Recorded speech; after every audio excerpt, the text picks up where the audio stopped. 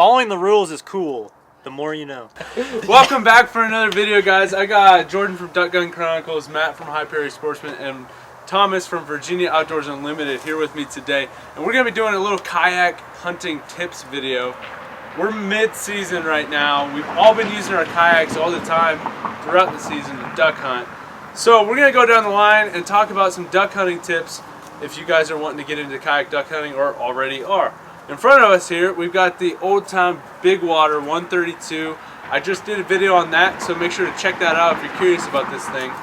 So, let's just do down the line. We each have 2 tips for you. We'll do down the line and talking about those. So, who will start? I'll go ahead and start, yeah. First tip, make sure you stay lightweight, stay mobile. One thing I like to do is just run the motion duck decoy spreader. If you're lightweight and mobile, you can just get around easier.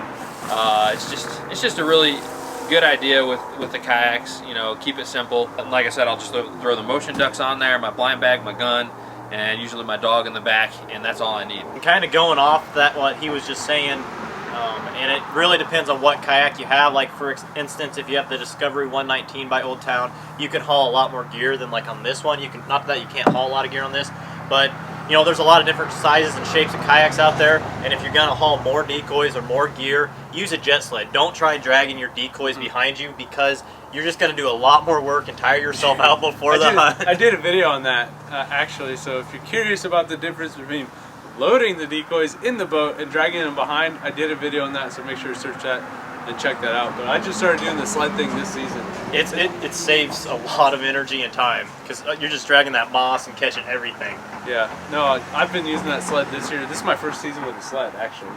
So put it behind the boat and it works great. My tip is about concealment. With a kayak, you've got the opportunity to use it as a layout boat. And so take your boat, figure out its layout and what works best for you. If you're the type of boat that you have to sit in and you can't take the seat out or anything like that, make yourself a little blind. So like right here, we've got this camo netting and some camo burlap. That would get the job done most days, but sometimes you want to grass it in really well. I just attach some zip ties, roll that up, throw it in the back, put a sled behind it, drag your decoys. Make sure you're concealed, and it can become a super deadly weapon when you're out duck hunting. Like Jordan, he went on his first layout hunt a couple days ago. He talked to me. He's like, dude, I'm sold on this. Like, this was not as bad as I thought it was gonna be. I was a little nervous going into it, not ever doing it. Just worried about like being able to sit up and shoot the birds and accuracy and all that. But you know, after doing it, I mean, we both shot crazy good, barely any misses. We shot 11 birds, so I mean, it was a solid hunt. It was a great hunt, yeah. It was a great hunt. So conceal your boat, because it can become a super big advantage for you, because you can also hunt in some deeper water than most walk-in hunters would like to go. Yep, and to piggyback off that, my tip is to use high water to your advantage. You know, a kayak.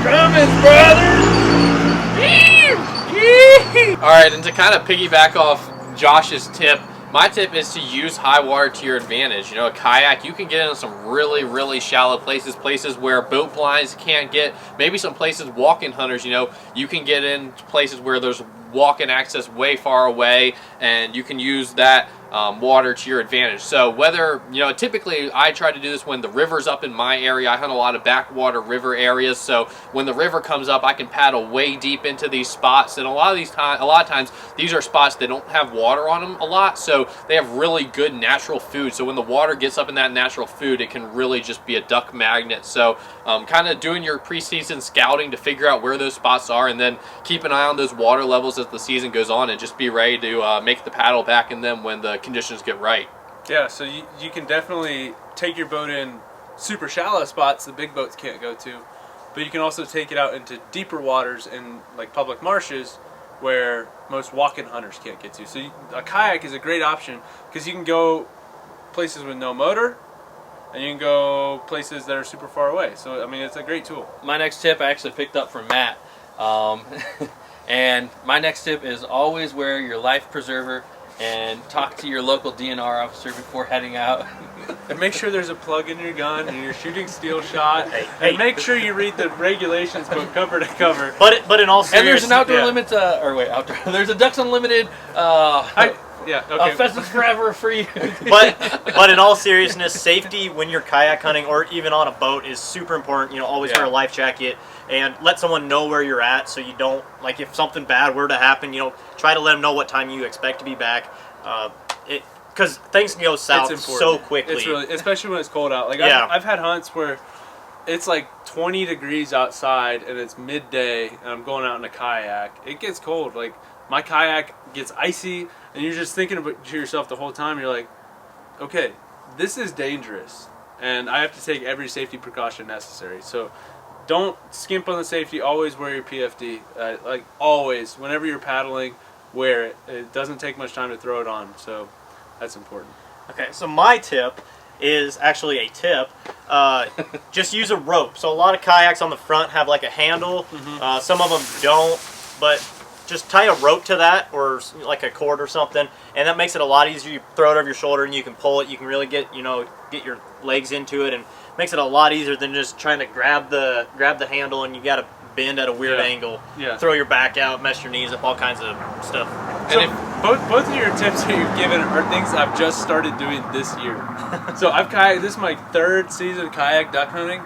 The whole time I've never used a sled before this season. I've never tied a rope to the front of my boat to help get it across levees and stuff. So that rope deal, it makes a huge difference. And what Elliot does, I'm sure if Elliot was here he'd say this, but he takes a little piece of PVC and puts that on his rope so he has a good handle for it and it doesn't cut into his hands. PVC or garden hose works Works for jet sleds too. Kind of to give. So that was more of a joke. Yeah, but that wasn't Jordan's actual tip. That was my actual tip. But my actual tip is try kayak hunting with a dog. So if you're a dog hunter, it actually doesn't prevent you from using a kayak for duck hunting and all that. Definitely, there's different models that work better for dogs. Obviously, the bigger they are, you're going to be adding anywhere from 65 to 100 pounds when you got your duck retriever with you. So test out different boats. This one actually works great. The Big Water 132 works great because it has a lot of stability and a lot of weight capacity. So definitely, if you're a duck hunter that has a dog, don't think that you can't be a kayak hunter as well. This is a big tip, and I think everybody here can attest to this one. If you're sitting in your kayak to shoot, which I don't think Matt does, make sure, if you're layout hunting or whatever, your spread is in front of you usually, and you don't want to point your nose of your boat straight into the spread. You want to angle it 45 degrees away to one side or the other from the kill hole. So if you're right-handed, angle it to the right. If you're left-handed, angle it to the left. And that allows you to swing better, because if you're straight on and a bird's 20 yards off to your right, swinging over is extremely difficult. So give yourself the most range of motion, because I can swing all the way over here to about here, maximum. So give yourself the best range of motion for whichever side you shoot on.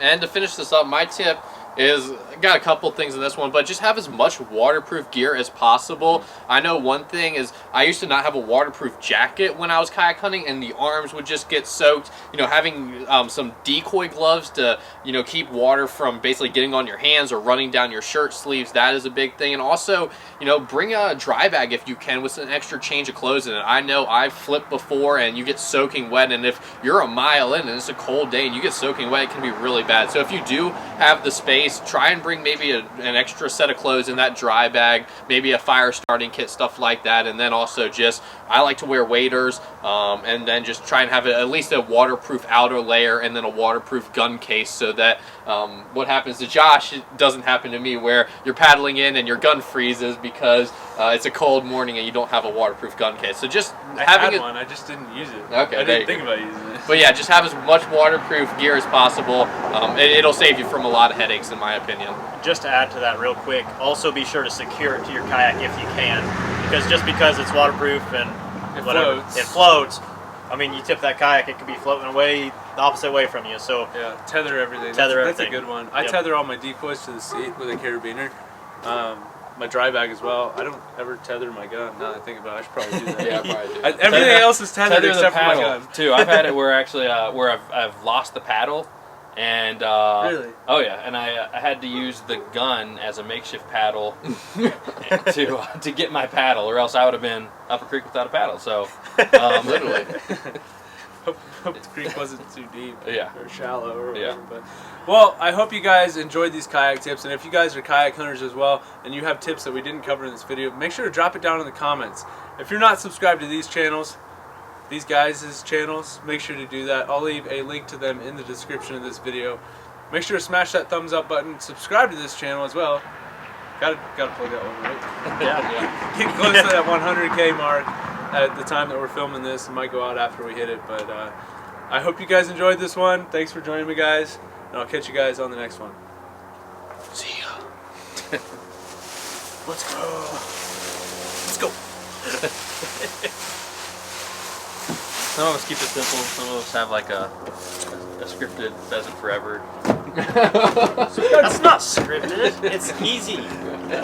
But that's all I have for you guys today. Thank you so much for watching. Hopefully you enjoyed this video. If you did, be sure to like and subscribe. And be sure to go out there and support those conservation organizations. Were we recording? Yeah, we will. This might just go into some mindless chatter. But don't you guys have to go hunt?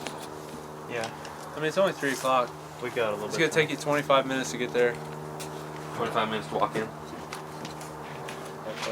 they're going to fly in the last 15 minutes. And you're taking 8 minutes. Following the rules is cool. The more you know.